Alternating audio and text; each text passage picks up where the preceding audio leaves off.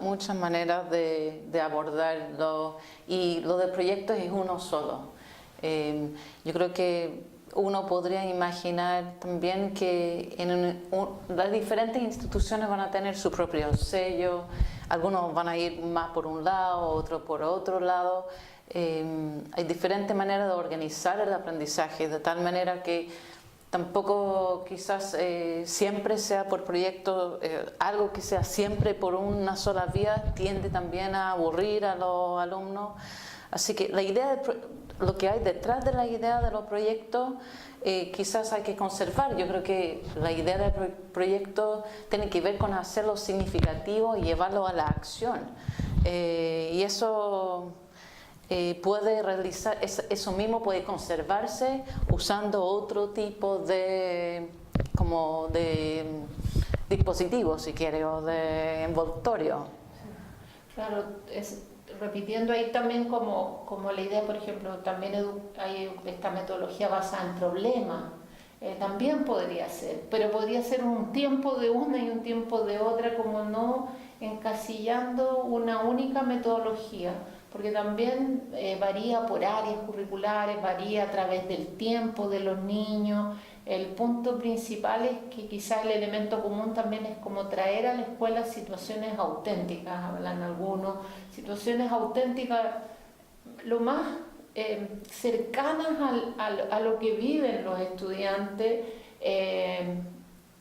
no siendo también todas cercanas físicamente, porque en el fondo también toda la globalidad, toda la complejidad a veces abstracta, no está presente siempre rodeándonos, pero no quiero decir con eso solo lo que ocurre en mi entorno inmediato, porque uno de los trabajos en la escuela es como hacerte entender que tu entorno inmediato habita en un mundo mucho más amplio, mucho más complejo y abstracto, pero traer esas situaciones que le van a permitir hacer esas conexiones. Entonces, como lo auténtico es como el sello que estaría detrás de los proyectos, de la metodología basada en problemas o de centrado en los alumnos. Yo creo que eso es también parte de esto de lo auténtico, tiene que ver con que si es que para nosotros la educación, o mucho de nuestra educación, era centrado en el profesor, hablando a los alumnos. Ahora el profesor está en diferentes idiomas, en diferentes países, utilizan diferentes verbos, pero en realidad lo que estamos todos tratando de hacer es de hacer que el zoom y la mirada de los adultos esté puesto en el desarrollo del aprendizaje de los alumnos, y de cierta manera saliéndonos de la cabeza del profesor que está pensando en cómo va diciendo las cosas, a ver qué impacto la estrategia que estoy utilizando como docente para que los alumnos aprendan hasta qué punto eso está haciendo realidad para los alumnos.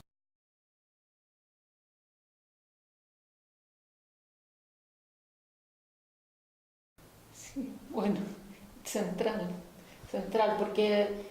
Porque en parte la evaluación define también el currículo. Lo que se evalúa, finalmente todos percibimos que lo que se evalúa es lo que importa. Entonces, en muchos sentidos se trabaja para la evaluación.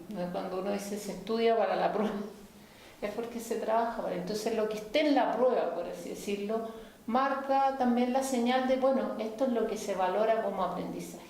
Y lo que hay una constatación que es como general, por ejemplo, hay un estudio muy interesante hecho por Ravelli y Piccaroni de constatar que las prácticas de evaluación son tremendamente tradicionales, pero quizás también decir que en ese tradicional es que son pruebas con preguntas muy de repetición de información. Entonces, por eso también el conocimiento se acaba en la prueba. Se estudia para memorizar y se rinde la prueba, y eso memorizado después se olvida. Y no para desarrollar los aprendizajes profundos que se requieren y estas competencias de actuación. Entonces, la evaluación tiene que girar para ser fiel a observar el desarrollo de las competencias.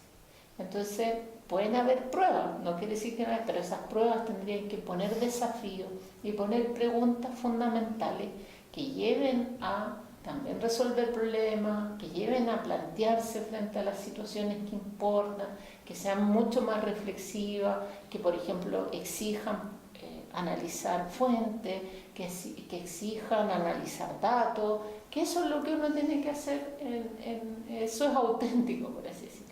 Pero también es mucho mejor también diversificar y no solo evaluar a través de pruebas, y evaluar con otro tipo, evaluar ejecuciones, evaluar actuaciones de los estudiantes.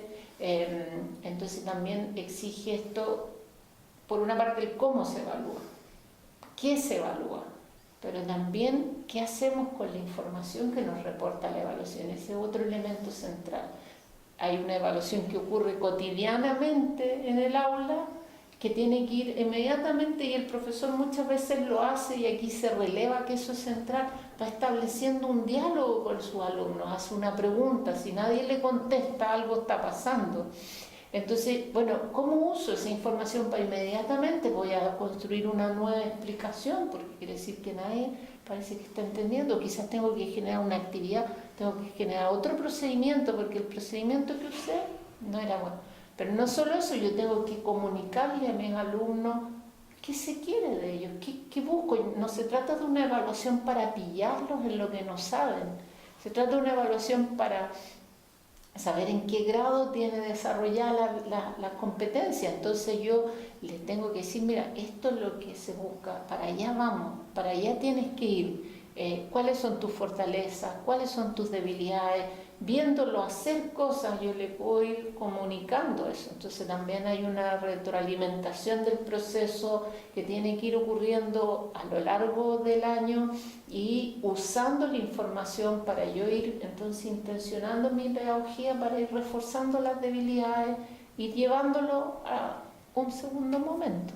Entonces la evaluación es estratégica en esto. Ahí tú puedes reforzar cuánto se sabe de lo importante que es. O sea, hay muchísimos estudios internacionales de todo orden, crecientemente de una técnica estadística de metaanálisis que nos dice fielmente de que una de las cosas más potentes que puede ocurrir en innovaciones en la escuela es exactamente dar retroalimentación efectiva a los alumnos. Y si la retroalimentación oportuna y efectiva es bueno para todos, es particularmente buena, según estas investigaciones, para aquellos alumnos que están más débiles o más desventajados en términos de su necesidad de aprendizaje. No es tan difícil entender eso, en el sentido de que cuando cualquier persona está haciendo algo, si alguien que tiene más experticia le ayuda en el momento correcto para corregir algo, que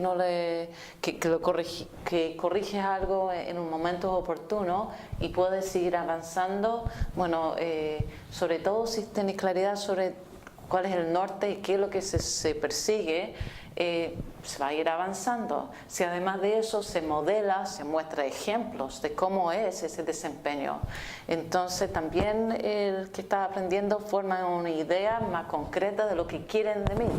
Eso es muy distinto de lo que ha sido la tradición, donde, como dice Jacqueline, tiene que ver muchas veces nuestra educación, tenía que ver con una prueba que te pillaba, que de alguna manera te ibas a dar un desafío que no estaba preparado para tal cosa.